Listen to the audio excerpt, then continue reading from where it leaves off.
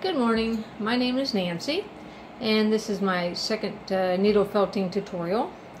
I recently did a tutorial on how to needle felt a basic pumpkin. Sorry, I don't know how to put a link, but if you would like to look that up, if you're a beginner, this would be a great tutorial of how to do a pumpkin. And today's tutorial is going to be how to do a jack-o'-lantern face. It's pretty simple and easy. Excuse me. That was Kitty Bit. She's insisting on being in the video today. First you want to make sure you got your supplies. Obviously you need yourself a good pumpkin to put your jack-o'-lantern face. Kind of obvious. Today I just put down a towel on my table. It just helps to set the pumpkins on top and keeps them from rolling around. I have a slick tabletop. You could use your sponge pad if you want to. Not necessary, but you could use it if you want. I'm using a single needle. This is one that I got out of a kit from Michael's, my first ever fatal needle felting kit. Sorry. And you want to make sure you got your black roving. And what I am doing is using what I call a straight pin outline method. And basically you're just using straight pins. You probably remember these from home ec. Now these have, like, what I guess you'd call rubber colored heads on them. I guess you could see that. And these are the kind that I highly recommend you use. You might be able to use the old-fashioned straight pins, the silver heads, but I wouldn't recommend those. These are so much easier to see, so I would highly suggest you get these. I got these at Walmart myself. There's like 300 in a pack. You could probably get them at Michael's, Hobby Lobby. You might have some in your sewing box you forgot you had. But that is the method I'm using. And I want to make sure I give credit to Sky Magenta. It's a method I saw on a video back when I was first beginning to learn how to needle felt. I was looking up how to needle felt a minion, and it was a method that they use. So I want to make sure I give credit to them. And if you can bear with me a minute, I'm going to switch chairs to make the video easier so you can see what I'm doing. One moment.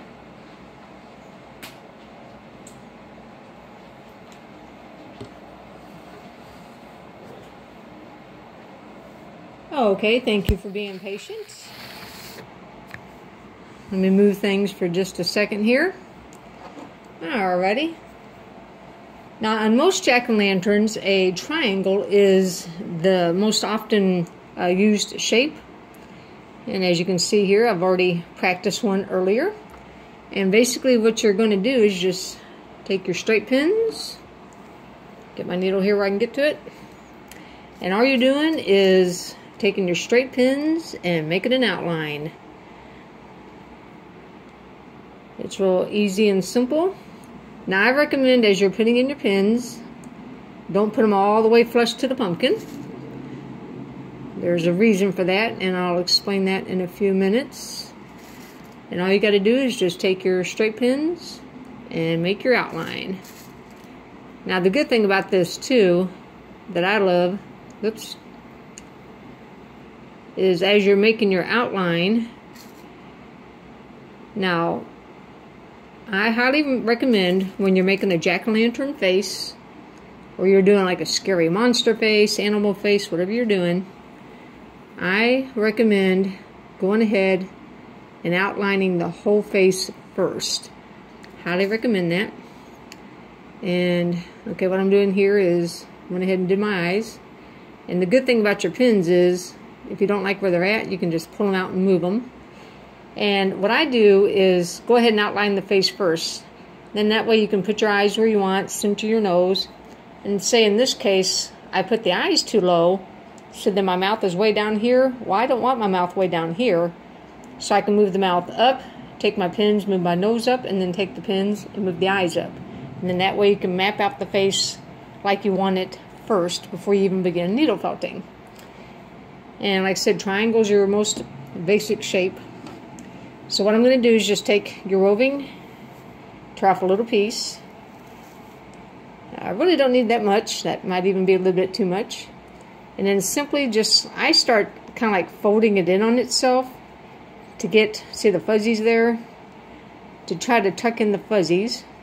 So I just kind of like start rolling it upon itself. Start tucking in the fuzzies. Alright. And then simply what you can do, it's kind of tricky, is I'm trying to make a triangle. So whatever your shape, your outline is, if you try to make the shape, that shape first, it makes it easier to put in there. Okay, now I got like just a little bit too much roving. So bear with me a minute. I'm just going to reduce the amount of roving I got here and just try it again. That's the good thing about needle felting is you can always start if you're, you know, if you messed up on doing a step, you can always start over. Okay. Now one thing I recommend, I have learned when needle felting, is whenever you're doing like, you know, faces and details and stuff, always go with a little bit less roving than what you really think you need. Go with less roving, because then you can always add more. There we go. Alright. Kind of got that all tucked in.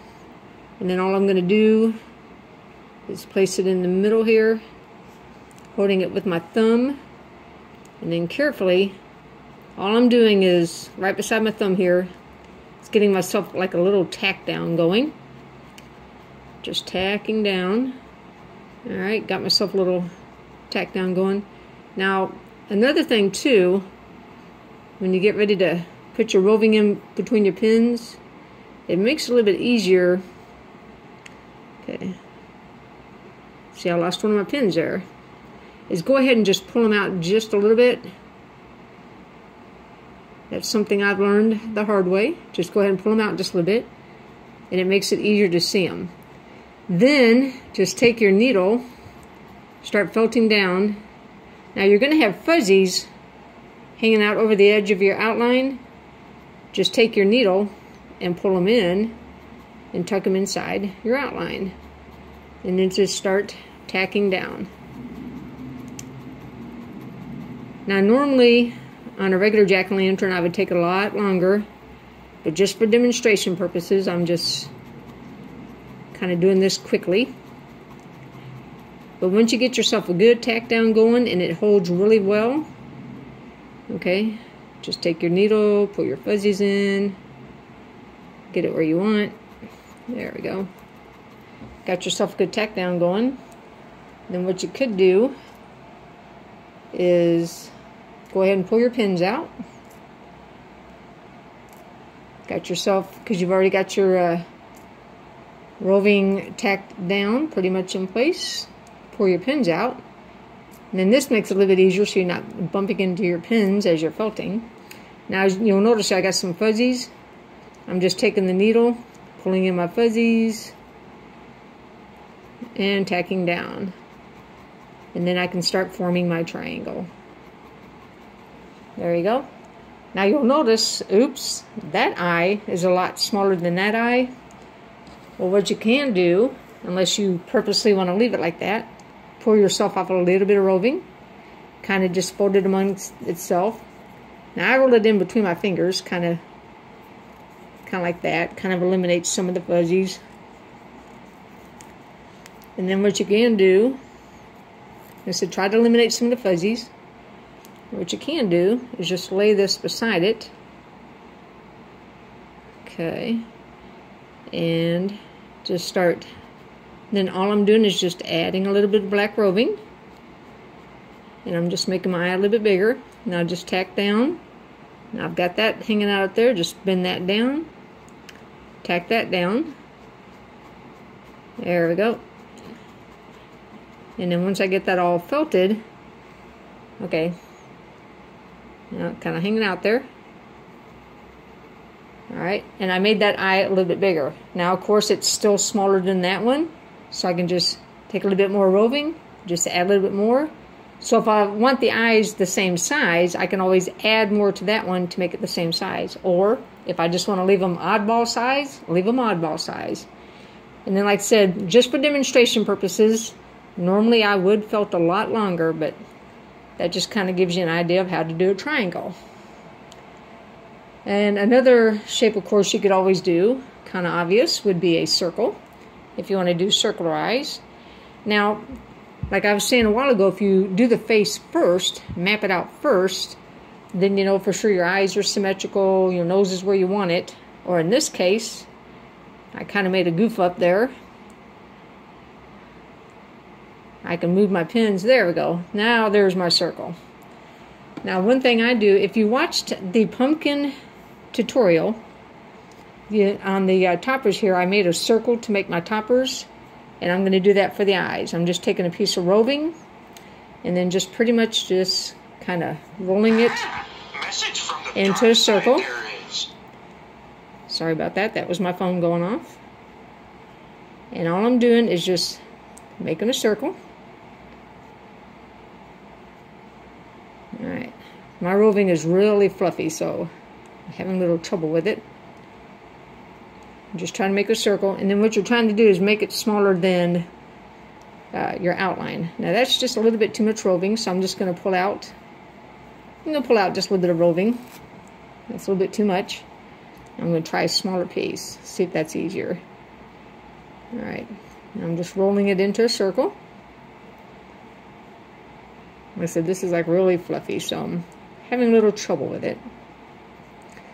There we go, that's a little bit better. Okay, it's not perfect, that's okay. And set it inside my pins. Alright, and then carefully, just go ahead and get yourself a little tack going. Doesn't take much. Get a little tack going. Okay, using my needle, pulling in the fuzzies from the outside. Get yourself a tack going there. I find it's good just to get yourself a good tack going. Okay, pulling your fuzzies a little bit. Alright, now what I'm going to do, go ahead and pull my pins out. Make them easier to see. I said you just got to pull them out just a little bit, not very high. Alright, just pull them out just a little bit, that way I can see them. There we go. Now I can see that my roving is inside my outline. And then like I said, just taking your needle, pour your fuzzies in from the outside, and then just tack down. And like I said, for demonstration purposes, I'm just going to do that quickly. Now as you can see, yes, this eye is smaller than that eye. So what you can do is, give this a good tack down, and then once you pull out your pins, then like I showed you on the triangle, just add a little bit more and just get the eye as big as you want. Or if you want oddball eyes, just leave them oddball. And that is the basics of how to make a circle. Now to do a mouth, now what I do, obviously you can see, I always find it's easier to do the outline of the mouth first. Okay, and I just noticed that's off just a little bit. Okay, so I'm just looking at it. I noticed I was off a little bit there. There we go. Now I find it's easier to do the outline of the mouth first. Then, if I wanted to add some teeth, okay, that's going to tilt forward a little heavy there. If, okay, he's not cooperating. Let me just hold him here. If you want to do some teeth, I find just pick the spot where you want to do your teeth. Okay, let's just give him a front tooth here. And then simply what you're doing is outlining a square. Or of course, if you want to do, jagged teeth, you could always do a triangle. If you wanted to give them a jagged tooth. Or if you just want to give them like some old ratty, banged up, hillbilly teeth. Doesn't have to be perfectly square. And all I'm doing here is just kind of making a rectangle. And that's going to be his front tooth there. You can go as big as you want, small as you want. Give him a little tooth, big tooth. Like I said, you can always move your pins. Now what I do, just for visual purposes, is go ahead and pull. Pardon me, sorry. Go ahead and pull those out. And then just for visual purposes, then you can kind of look at it and be like, okay, yeah, I like having that tooth there. And then, like I said, say you want to do a tooth down here. And well, let's just say for the heck of it, you wanted to go with a triangle. Then you just make yourself a triangle. And come down. Then, like I said, what I do is pull these guys out here just for the visual effect. And then kind of like just hold it back, look at it, say, yeah, that's kind of cute. I want to do a triangle and a regular tooth. Or for some reason, say you don't want to do that, or you want to turn this into a triangle, just take some of your pins out, turn that into a triangle. Or say you want to turn that into a square, just move your pins, make it into a square. But that's basically how I do the outline of a mouth. So I always do the outline first and then go back and do the teeth. That's the way I do it. And then once you get it how you want, take your black roving, fill it in, and that'll be your mouth. Now on this guy here, I was practicing earlier, obviously. And you can tell the eyes look a little bit better. This one's, you know, just a little bit smaller than that one, but that's okay. Like I said, once I pull the pins out, I could always add to it. Or, if I want, I could just leave them like that. And here was my mouth. Here's my 2 teeth. And I was filling in the mouth. And I still have a little ways to go here. So what I do is pull off a little roving. Like I said, you don't need as much as you think. Like I said, it's always better to start out small. Now what I do is kind of just roll it. Kind of helps with the fuzzies. And what I do is just kind of roll it between my fingers. Kind of helps tame down the fuzzies a little bit. And then just laying it down inside. Using my thumb there to hold. And then, by rolling it, I've already eliminated some of the fuzzies, so that'll just make it a little bit easier. There we go. And then just start tacking down. And just kind of, by overlapping it with the roving that's already there, it'll blend in a little bit better. There we go. Just using my needle, pulling up the strays. There we go, and I got that pretty much filled in. Okay, missed a little bit there, that's okay. I'm just taking a little bit. I mean, we're talking just a little bit.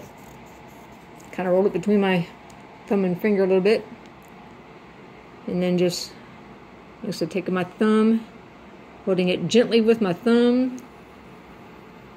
There we go. And then just tucking in the spot that I missed there. There we go. Got myself a pretty good tack going down. Alright. And like I said, once I get it tacked down, pretty much, there we go. Now once I get it tacked down to where it's pretty much holding, I can kind of look at it. Now you'll see that I did this a little bit wider. Then what I could do, after I pull out my pins here, is I can always go back and then just add a little roving there. Or, if I like the lopsided look, I'll just leave it lopsided. But go ahead and just pull my pins out. Now this will take a minute. So, it's easier to have your container sitting right by you. It does take a minute to pull your pins out. Alright. I said, sometimes they like to stick. And go ahead and pull your pins out. And then like I said, sometimes what I do is kind of like hold it back. Okay, pull your pins out. Just kind of hold it back, look at it. And you say, well, that's kind of lopsided. That's okay, I'll leave it like that. And then if you're looking at it and you're like, well, I really don't like it lopsided. I said just take just a smidgen. Roll it between your fingers. There we go. I said that kind of cuts down on the fuzzies. And then just lay it where you want. Okay, so you want to try to make the mouth look a little thicker right there. Just lay it where you want. And then just start tacking down. I said you can take your needle. And you can see fuzzy edges there. And just take your needle and just pull the fuzzy edges over. There you go. And that looks a little bit better. I kind of filled that in a little bit better. Made the mouth. And And that gives you an idea of just a basic simple pumpkin. Now this guy doesn't have a nose. If I want, I could always go back in and fill in the nose if I wanted to, or just leave them without. I said that's the fun thing about jack-o'-lanterns, is you can play with the faces. Like I said, move the pins around. You can have them lopsided, have them symmetrical if you like. Okay, now you'll notice on this guy here, I was felting the eye earlier. I felt it a lot more. I was practicing, and the fuzzies aren't quite as bad. I still got some fuzzies, but the fuzzies aren't nearly as bad. So by going back after I take out the pins, and I'm pretty much happy with how he's looking. Okay, like I said, you can tell this one looks a little bit better. This one is still fluffy. All you got to go do is go back and just take your time. Like I said, you can use your needle, pull the fuzzies from the edge, tuck them in. Okay, these aren't cooperating. Sometimes it takes a minute to get them to cooperate. And just take your needle, pour your fuzzies in. And I said, and I'll just tack that down a lot more. And then, like I said, once you get your fuzzies eliminated, get it tacked down, and you'll have your jack-o'-lantern face. Alrighty. Bear with me a moment as I move again.